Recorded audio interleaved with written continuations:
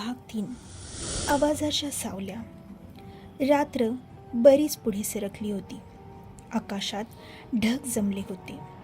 कधी वीज चमकत होती तर कधी वाऱ्याच्या झुळका कुजबुजत होत्या. संपूर्ण गावावर काहीतरी दडपण आलेलं जाणवत होतं. त्याचवेळी 2 मित्र, दिन्या आणि पिंट्या.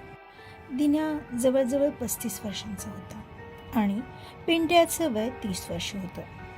गावातल्या एका मोकळ्या चबुतऱ्यावर बसून ते दोघेही गप्पा मारत होते. चर्चेचा विषय फार गंभीर होता. महत्त्वाचा विषय असल्यानेच दोघांच्या गप्पा जास्त वेळ चालू होत्या. त्यामुळे त्यांना वेळेचं भानही राहिलं नाही. घरातून निघत असतानाच पिंट्याची बायको वारंवार सांगत होती, "अहो, रात्र झाली आहे, फार दूर जाऊ नका. आज अमावस्या आहे आणि त्या राम मंदिराजवळ काहीतरी विचित्र घडतंय असं लोक सांगतात. तिथं तर अजिबात जाऊ नका." पिंट्या हसला. अगं बाई, हे सगळं गावकऱ्यांचं भीतीचं फालतू कारण आहे. आम्ही फक्त जरा चर्चा करतोय, काही होणार नाही. दिन्याने पिंट्याला आठवण करून दिली की ते लोक कुठे बसले आहेत. ह्यावर पिंट्याला फार हसू आलं. दिन्याने पिंट्यावर तिरकस नजर टाकली आणि कुजबुजला. अरे पिंट्या, फारसा शहाणपण करू नकोस. गावातले लोक काही कारणाशिवाय भीतीने थरथर कापत नाहीत. पण पिंट्या अजूनही निश्चिंत होता. पुन्हा ते गप्पा मारत बसले. गप्पा रंगत गेल्या आणि वेळ कधी निघून गेला ते दोघांनाही कळलंच नाही. रात्रभर वाऱ्याचा आवाज, एखादी कुत्र्यांची भुंकणी आणि गावातल्या झाडाझुडपातून येणारी हलकी कुजबुज यामुळे वातावरण आणखीनच भेसूर झालं होतं. त्यांना जाणीव झाली तेव्हा रात्री 12:50 झाली होती. दिन्याने घड्याळ बघून थरथरत्या आवाजात म्हटलं, पिंट्या, आज अमावस्या आहे आणि आपण राम मंदिराजवळ बसलोय. गावकऱ्यांचं म्हणणं खरं ठरलं तर? पिंट्या अजूनही हसत होता. कसलं काय रे, मी काही घाबरणार नाही. चल आता उठूया. तेवढ्यात एका विचित्र कंपित आवाजाने दोघांच्याही हाडात थंडी शिरली. पिंट्याने दचकून मागे वळून पाहिलं. त्या अंधारात एक धूसर आकृती उभी होती, एका बाईची, आणि तिच्या कुशीत एक रडणाऱ्या बाळाचा अस्पष्ट आवाज ऐकू येत होता. दिन्याने पाहिलं आणि क्षणात उठून धावत सुटला. त्याला मागं पाहायचीही भीती वाटत होती. त्यानं पिंट्याचाही विचार केला नाही. तो फक्त जीवाच्या आकांताने धावत सुटला. पिंट्याचं मात्र काही क्षणांसाठी शरीर हलायला तयार नव्हतं. त्या बाईच्या डोळ्यात काहीतरी अजब चुंबकत्व होतं. ती हळूहळू पुढे येत होती आणि दरवेळी ती पिंट्याचं नाव पुकारत होती. पिंट्या, पिंट्या, चल माझ्यासोबत. पिंट्याला अचानक लक्षात आलं, ही तीच बाई आहे जिने अनेकांना आपल्याकडे खेचलं आहे आणि मग ते कधीच परतले नाहीत. आता पिंट्याला दिन्याचं आणि त्याच्या बायकोचं बोलणं आठवलं आणि पटलंही. तो घाबरून धावायला लागला. पण त्याचे पाय जणू दगडासारखे जड झाले होते. ती बाई आता त्याच्या जवळपास आली होती. तिच्या हातातलं बाळ हसत होतं, पण ते हास्य मानवी नव्हतं. तो एक भयान आवाज वाटत होता. पिंट्या, थांब, मला सोडून जाऊ नकोस. ती स्त्री आता धावत पिंट्याच्या मागं येत होती. पिंट्याच्या तोंडून आवाजही फुटत नव्हता. आता ती बाई पिंट्याच्या सोबत धावू लागली. त्याला तिच्या हातात असलेलं बाळ दाखवू लागली. ते पाहून पिंट्याची तर बोबडीच वळली. घाबरून पळत असताना अचानक त्याचा पाय घसरला आणि तो रस्त्यावर कोसळला. त्याच्या डोळ्यांसमोर सर्व काही अंधारून आलं.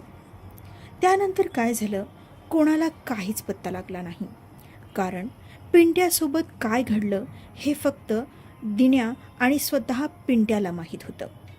दिन्या आता पिंट्याच्या घरी पोहोचला होता. तो पूर्णपणे घामाने भिजलेला होता.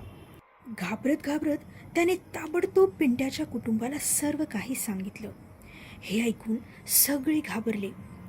ते काठी मशाली घेऊन बाहेर पडले. आसपासच्या काही लोकांना सुद्धा सोबत घेतलं आणि शोध मोहीम सुरू झाली. सर्वांनी मिळून रात्रभर शोध घेतला, पण पिंट्याचा काही पत्ता लागला नाही. घरात रडारड सुरू झाली. त्याच्यासोबत काय घडलं असेल ह्याचा विचार करूनच सगळ्यांची घाबरगुंडी उडाली.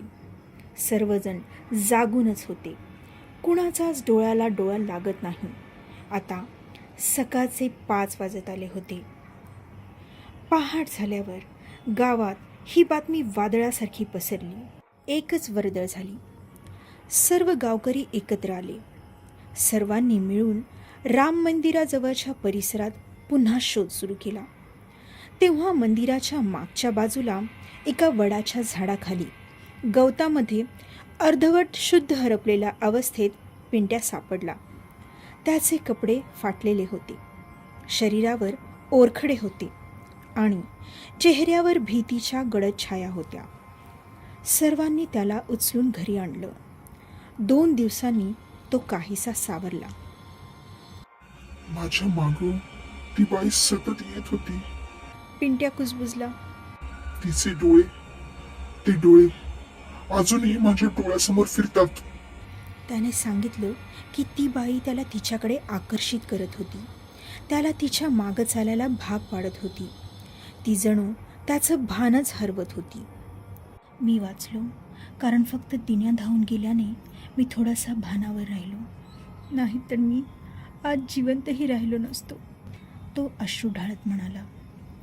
सगळ्या गावकऱ्यांमध्ये एक भयाण कथा सांगितली जाते. ती बाई मुक्ता आणि तिचा नवरा गरीब शेतकरी होते.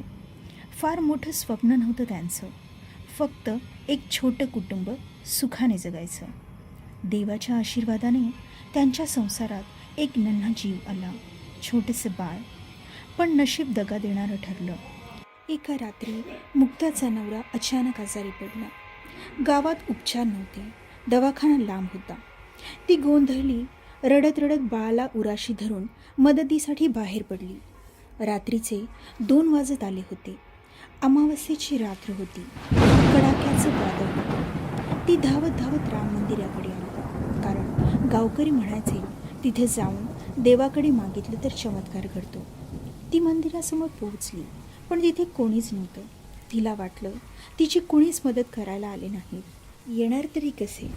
बाहेर वीज गडगडाटांसह जोरदार वादळ सुरू होतं. पण ती एक वेडी आशा घेऊन आली होती. तेवढ्यात जोरदार वीज चमकली आणि त्यावेळी ती एका मोठ्या झाडाखाली होती. विजेच्या आवाजाने ती घाबरली आणि पाय घसरल्यामुळे मुक्तासह तिचं लहान बाळ खाली पडलं. बाळाच्या डोक्याला जबर मार लागला.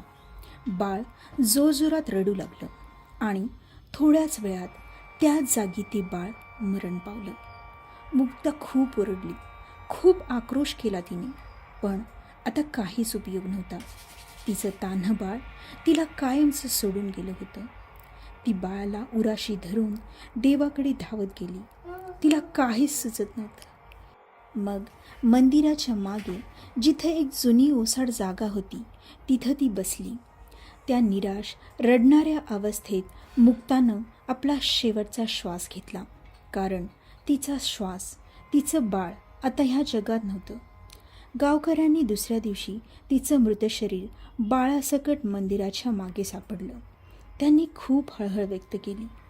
पण त्या रात्रीपासून दर अमावस्येला एक स्त्री बाळासोबत दिसते. रडत रडत मदतीसाठी हाक मारते.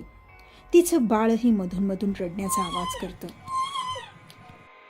जो कोणी त्या आवाजाकडे किंवा त्या बाईकडे वळून पाहतो तो तिच्या दुःखात अडकतो.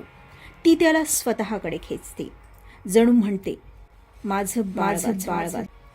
त्या दिवसापासून गावकऱ्यांनी राम मंदिराचा परिसर तात्काळ बंद करून घेतला. कसलंही कारण न देता तेथून लांब राहायचं ठरवलं. तेव्हापासून एक नियम बनला, राम मंदिराजवळ रात्री कुणीही जाणार नाही.